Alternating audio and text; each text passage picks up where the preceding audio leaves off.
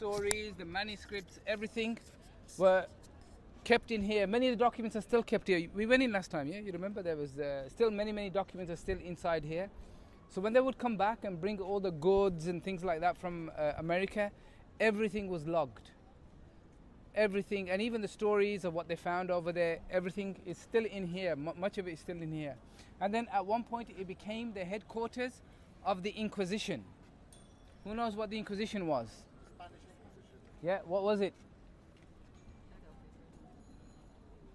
Nobody knows? I mean, just try to chase Muslims and prevent them from establishing. Yeah, so mainly, officially, it's like anybody who's a lapsed Christian.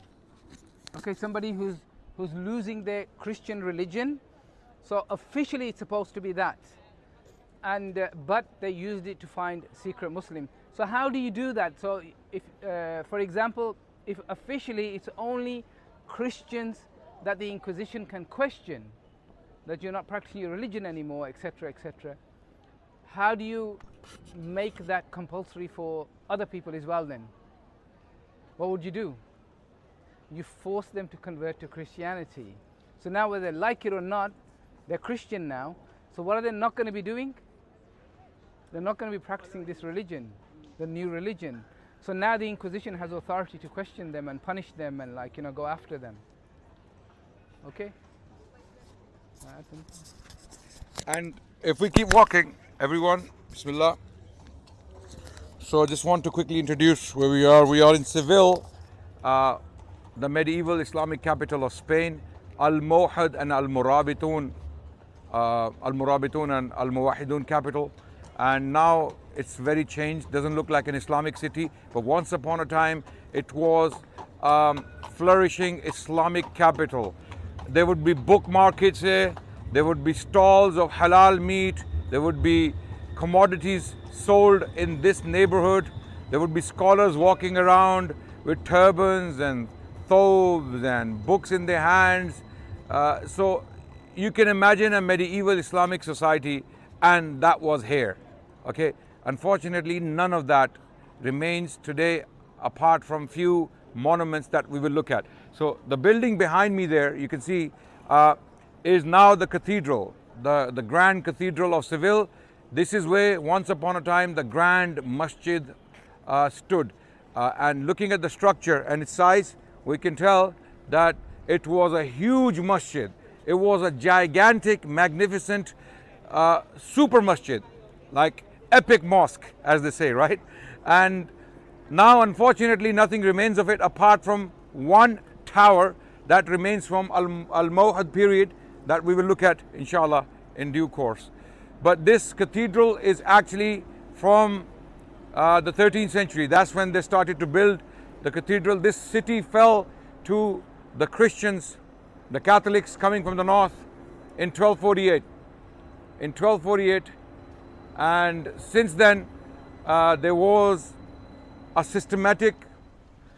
Bismillah ar-Rahman ar-Rahim. We are here in Seville, in Spain, Al Andalus, once upon a time the capital of Islam in south central Spain, and today we will be visiting Al-Qasr or Al-Khazar.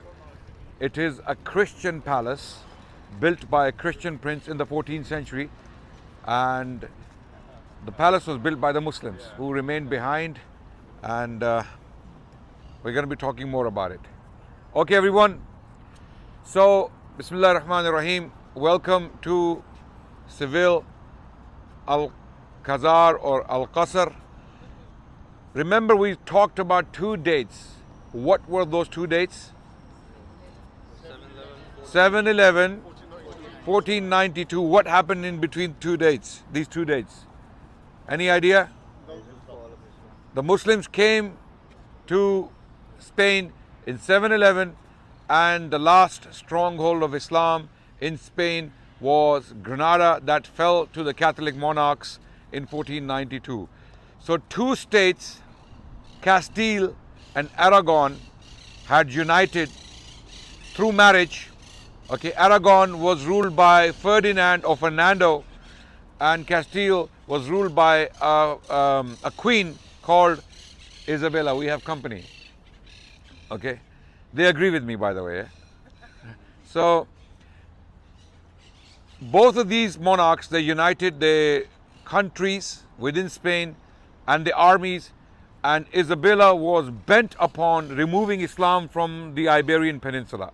Her life mission, she was a devout Catholic, she was a follower of the Pope at the time. Almost all the popes before her had desired to remove Islam from the Iberian Peninsula as a military power.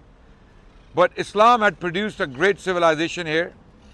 Europeans benefited immensely from the Muslims, what the Muslims had produced here. So Isabella, her life mission was to remove Islam completely from the Iberian Peninsula. She had basically made a vow that before she dies, she will accomplish this, right? So in 1480, they started to take land from the Muslims in southern Spain, Granada. This was already taken, Seville was already gone. So what you see here, if you follow me inshallah, the reason we stopped at this monument is for you to see. What do you see on top of the... You see how important this date is in Spanish history. And by the way, this date is also very important in Muslim history. It is a very important date. It is so important that this date, from this date onwards, the global history would change. The history of humanity would completely switch.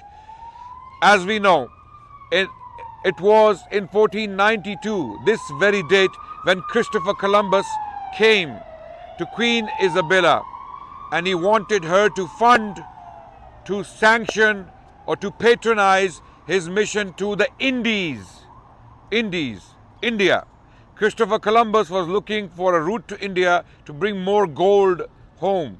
So Isabella, she decided to back him, and long story short, you will have to go and study Christopher Columbus's history and what he did. He basically makes his way towards the west, Atlantic Ocean, and he bumps into current day Caribbean islands, right? At that time he thought he was in India. That's why the Native Americans were called Red Indians, okay? But it wasn't India. It wasn't India. It was the Americas. It happened on this very date, 1490, or this year, in this year. It happened in this year. And Seville is the place where Christopher Columbus left from, as Brother Tariq explained yesterday, from the river Guadalquivir. He left towards the Atlantic Ocean, and from there he went on to the Americas. So 1492 changed the history of the world. The Americas were discovered, okay, and then from that discovery, the history of the Americas changed. We have North America, we have Canada. Canada is basically, actually Canada, the US, and Latin America, much of Latin America was born from this very takeover of Catholics from Muslims, right? And then were opened the floodgates of persecution, destruction, genocide, and all sorts of things. And this is not, by the way, these are not controversial statements. This is well attested, well confirmed by historians and scholars that a floodgate of colonialism, genocides, illegal settlements, and massacres, and deliberate mass murder of natives, in particular the Americas, continued. In fact, where Christopher Columbus landed, he landed in 1492, 1493, let's say, right?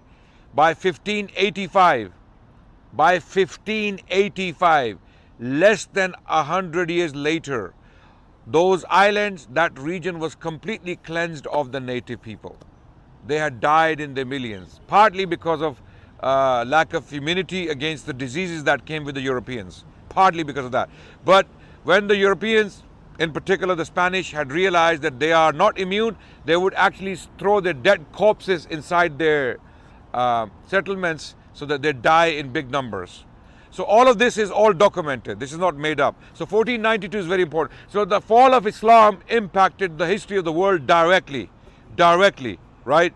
And there's a lot more we can talk about. We don't have the time for details, but we're just going to completely, shall we move on? Or you? Very quickly, I just want to mention, we are a group A couple of things to keep in mind is, as this is not history, this is just like general Logistic details. logistic details. That as we move, please move together as one body, as we are supposed to be, one ummah. Okay, so try to move together as one body. Also, when we gather, we stop for talks and things. Please keep in mind other people. Don't block the pathways, etc. Consider other people. We don't want to, like, be a nuisance or anything like that. Secondly, if somebody does get left behind, if you lose the group, you get left behind, do not panic, don't worry, don't do anything, just stop and stand still in the place where you are. Don't move from there. And then next week when I come with my next group, we will pick you We'll up pick then, you up. and we'll take you. So don't worry, okay? And the locals are very generous. They will give you Very something to good. eat. They'll drop food off every now and then until next week. Only. So very quickly before we move on, you see the name Fernando on the ship or on the vessel. This is Ferdinand, the husband of Isabella, right? Isabella is on the other side. The name Isabella. Isabella is on the other side. Okay, so Fernando on this side, Isabella on the other side, and then there is a lion on top representing their power. The date 1492 is very important. Remember that. Let's go, inshallah. Pause. Which angle? Do you have wide angle? I'm on 0.5. No, just do 0.5 or something. I don't know. Wide angle. There's 0.5. Yeah, wide angle. Okay, so here we are. We're just walking towards Al-Qasr of Seville. Seville was a capital of Islam, and right now we have company as well. Again, there is. I think these are known as Spanish gypsies, and they sing their local songs, folk music. So, if you look at the street, it's pretty much the same. Since it was built, these walls are from Al-Qasr, and this was the capital of Islam and Muslims for a very long time. The size of the streets is exactly the same. You can see not much has changed. There's a street down there. These would be Muslim homes once upon a time, about 800 years ago. But the design hasn't changed. The only change was that the Christians came in and they took all these homes and streets and even the monuments.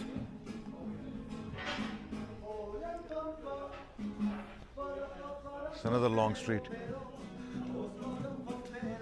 If you look down there, you see it's a long street.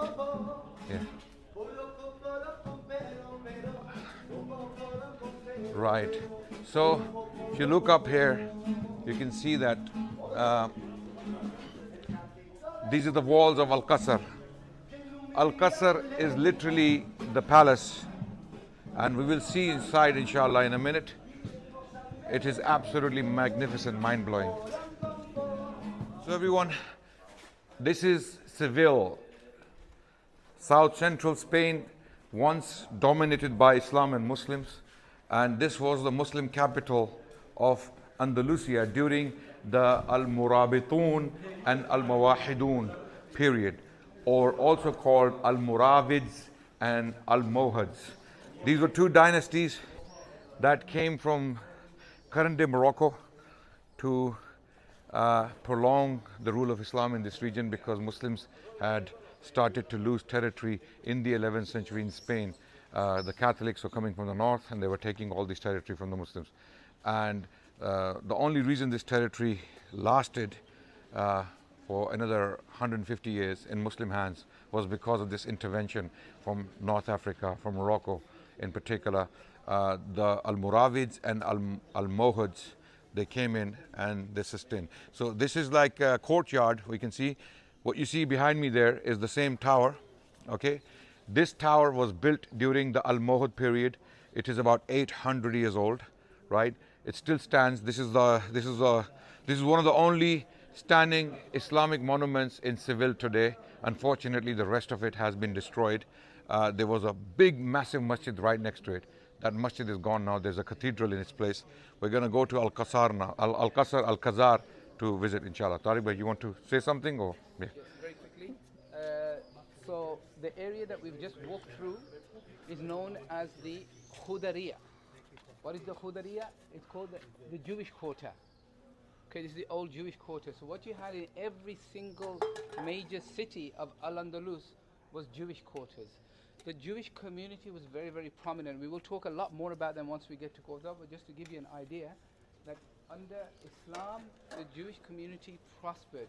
And just like this was a golden age for us as Muslims, the golden age of Judaism, and I mean the golden age of Judaism, was Al Andalus. Does anybody know who the Jews, what the name of the Jews is from Spain? No? Sephardic. Thank you very much. Very good. Sephardic Jews. So the way we call Spain Al Andalus, they call Spain Sepharda. This was Sepharda. And Sephardic Jews are from here. And anybody who knows their history, they understand that this was their golden age. Their philosophers, their Thinkers, politicians, their thinkers, their Poets. books that they wrote at that time. Actually, under Islam here was the revival of Judaism, and Hebrew, the language itself, was revived here. Otherwise, it was nearly completely lost. A few years ago, this Jewish intellectual, he wrote an article in which he started the article by saying that if the Muslims had not arrived in Al Andalus in Spain when they did, in 711, the Jews would have been wiped out in Europe. Absolutely. Because the persecution and the annihilation of Jews was just going from strength to strength. They were hunting them down, they were wiping them out, they were completely getting rid of them. If the Muslims hadn't arrived, they would have been wiped out. But Muslims arrived and they prospered and went from strength to strength. And then when the Christians took over again, the first people they started on was the Jews. They persecuted them, they threw them out. And where did they go to? Morocco, to Istanbul, to Tunisia, to Algeria, to North Africa. All Muslim lands took them in. In fact, Muhammad al-Fatih, the conqueror of Constantinople, the one who conquered Istanbul, sent ships to pick up the Jews from here and took them to Istanbul. And they prospered and became a very, very successful community there. So under Islam, they owe so much to Islam that, like, you know, the only reason they're still around really basically is because of the Muslims. And this much is historically documented. What Brother Tariq is telling you are basically statements that you can do PhDs on, literally. I mean, there is so much detail, archives, documents, the golden age of the Jewish people, their scientists, their theologians, their rabbis, some of the best rabbis. The Jewish people from Islamic Spain were the most sophisticated Jews in the world. This is why when they left from here, escaping with their lives, they got high positions in the Muslim society wherever they went, because they were highly qualified. So the Muslims actually opened the doors for them, and they had the golden age from 900 to 1200. Scholars usually put these two dates. I mean, in between these 300 years, the Jewish people had their golden age in Al Andalus, and then after the land was taken. So when the Catholics came in, why were they going after the Jewish people? Because the Jewish people to them were God killers. God killers. Who is God? Jesus Christ. And he was, what happened to him according to the Christian narrative? What do you see in the churches, in Catholic churches? What do you see? There is a man on the cross, right? And it's a very bloody picture, right? And this is the image all the Catholics had in their minds, that our God was crucified by who? By the Jewish people. So everywhere they went, they were persecuting the Jewish people in particular. Okay, but Islam had no such blame on them, because the Quran says, وَمَا قَتَلُوهُ وَمَا صَلَبُوهُ وَلَكِنْ شُبِّهَ لَهُمْ.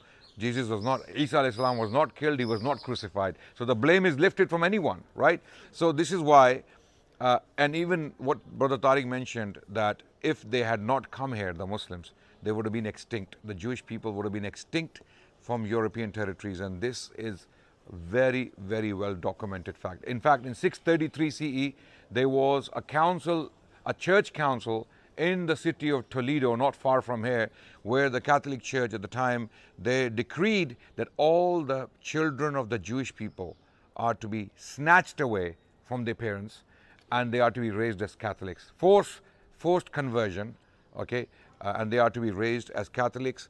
And that was the beginning of the end of the Jewish people. But only Islam's intervention in 711 CE protected and saved the rest of the Jews, and then they became a global power, okay, later on. So that's it.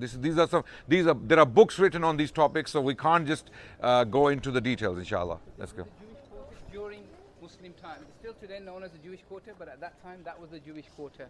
And you find one in each city: Cordoba, Granada, Toledo, here, all the cities. Okay, here we are in front of Al Qasr. If you look behind you, I'm talking to the cameraman. Yeah, if you look behind, the wall, you can see there, it says Real Asal. Real Asal, Khazars, okay? No, actually, Real Al Khazar, Real Al Khazaris.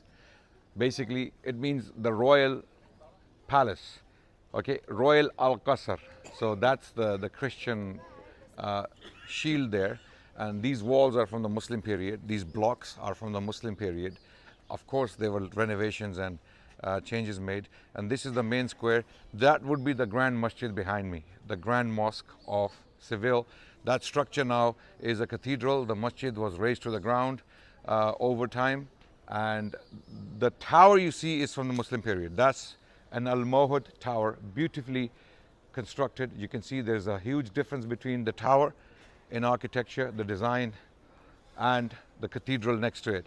So the tower remains, and now we're going to make our way towards, inshallah, the queue so that we can enter the palace. I am here in the courtyard, the hunting or hunter's courtyard in Al Khazar. What you see there is the gate, the main gate or the main entrance of the palace itself. This palace was built by a Christian king called Peter I in the mid 14th century, 1350s and 60s. 1350s and 60s, he ruled, and he was known as Peter the Just or Peter the Cruel, depending on who's talking about him. Without going into too much history about him, what you see there, blue tiles on top, you know, they seem to be like a Christian symbol or something like that, or Christian messages, right? But it is Arabic. It says La Ghalib illallah. So even that Christian king, Peter I, was so inspired by Islamic calligraphy, Islamic messages, that he put the Islamic formula. But if you look at the word Allah, there's a cross on top of the word Allah, okay? So he wanted to bring three Abrahamic faiths together in this building, okay? So it's richly decorated. So we're going to get close to that. Very quickly, if you follow me, I want to show you an audience hall that was built at that time. So these are clearly from the Muslim period, these arches, okay?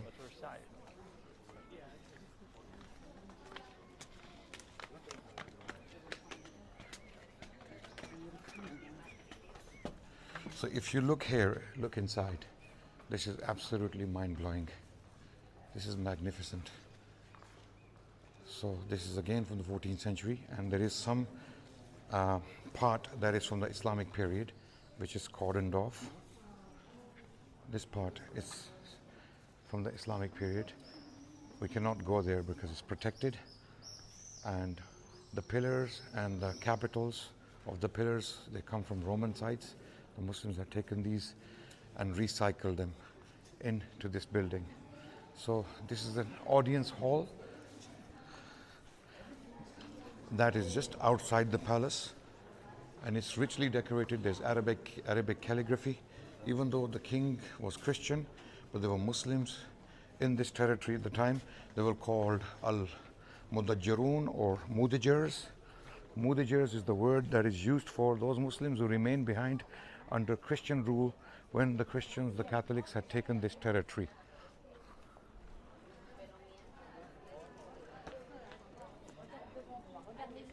Watch your step, please. Watch your step. So we're going to go now. We're going to go inside the palace. We're going to show you some of the palace inside. It is absolutely mind-blowing. It is so amazing. It is so magnificent. It's unbelievable. And this is a symbol of Islam standing to this day because it was built by Muslims. Although the person behind was a Christian king, his name is there in Latin, and Wala Ghalib ilallah is written in the Arabic language.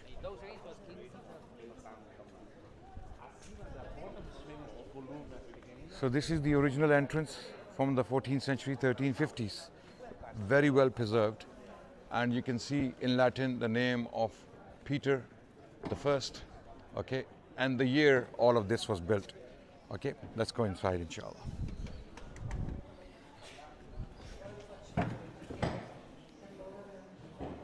So when we enter, it is absolutely amazingly richly decorated. You can see the Arabic calligraphy. The whole palace is filled, packed with Arabic calligraphy and Arabic character. Even this tiling, the style of tiling is very Arabic, inspired from the Muslim architecture from Granada and other places. There was already a Muslim palace in this place, built by the Muslim kings during from the previous centuries. So when Al-Murabitun came here, they obviously added to the palace, and then so did the Al-Muwahidun or Al-Mawhids, and then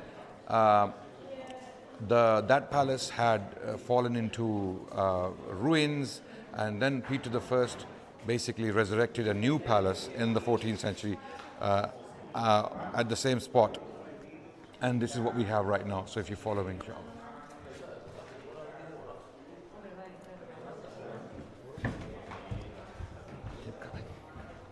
Now brace yourselves, this is a very special place, okay? This is the courtyard of the palace. It's absolutely magnificently, richly decorated. If you follow me very quickly. If you look at the woodwork and the arches, they are very original. These remains are from the Islamic period. They were discovered later on. So this was a garden, okay? So arches represent palm trees. Even the doors are richly decorated. There's a lot of Arabic calligraphy on the doors, you can see. Right? They are all hand carved, okay? And something very special happened in this courtyard. In 2005, a movie was released called Kingdom of Heaven. It was basically a movie on the Crusades, and part of the movie was filmed here in this courtyard. There were scenes filmed in this courtyard. As you can see, if you go and watch the movie again, and it is about the Crusades. Always wash your... Right. So if you look at the courtyard here, this is where the movie, some of the scenes from Kingdom of Heaven were filmed. The movie is about Sultan Salahuddin Ayyubi and the Crusaders, how they faced each other in those days. And this is the courtyard because it gives a very medieval look. And if you look inside this hall, it's absolutely magnificent. Excuse me.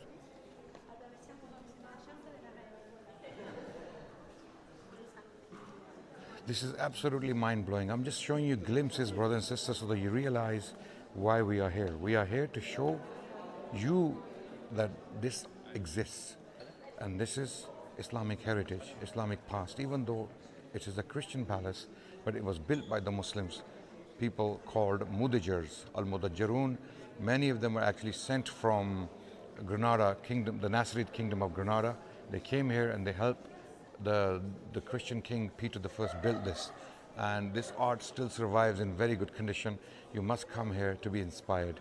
And we have future trips taking place every few months. You must go and check out halalgetaways.com, halalgetaways.com, where you will find these tours and dates. You can actually join any of these tours in the future at your convenience. But if you're not coming here and if you're not showing your children this, then what reason do they have to be inspired by the heritage of Islam or the Islamic legacy in Al Andalus in Spain?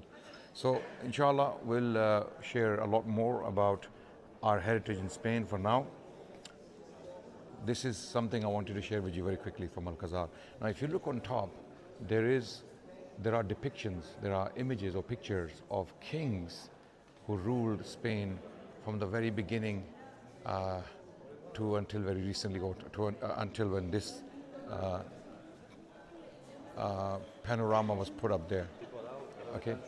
And the names of the kings are there. For example, King Roderick is up there, okay, the one who was defeated by Tariq bin Ziyad, okay? And there are other kings who came afterwards, ruling kingdoms of Leon, Castile and Aragon and all other minor kingdoms ruled by Christians, yeah. But amazingly, none of the Muslim kings are mentioned here for some reason, okay? So one of the problems we have with the history of Islamic Spain is that for some reason the history of Islamic Spain is not even considered the history of Europe. When European historians talk about the history of Spain, for some reason they completely cut out the Islamic period. It's for some reason not part of the history of Spain. It's like an alien civilization. But how alien is it? Look at it. How alien is it? Right?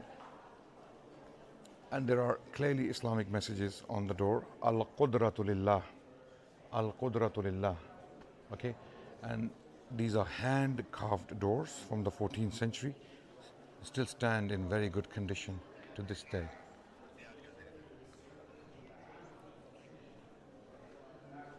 So this is the civilization of Islam looking at you in your face. You come here, you cannot fail to be inspired. This is absolutely mind-blowing. This is crazy. Okay, this beauty, this kind of stuff cannot be done today. I mean, we don't have artists or architects who can reproduce this in hand. Inshallah, keep following me. So this is a mixture of the Islamic civilization with Christian symbolism, but Islamic imagery is very, very visible and pronounced. So we'll come back with more, inshallah.